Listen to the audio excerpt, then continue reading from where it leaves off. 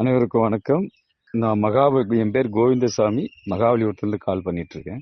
நான் we frame ப்ராடக்ட்ல என் டாக்டருக்கு ஃபேஸ்ல பிம்பிள்ஸ் இருந்தது. அதுக்காக அந்த டிவைன் ஹீலிங் ஆயில் அதுவும் அந்த சோப்பும் யூஸ் பண்ணாங்க. அவங்களுக்கு ஃபுல்லா கியூர் ஆயிருக்கு. Thanks for V frame.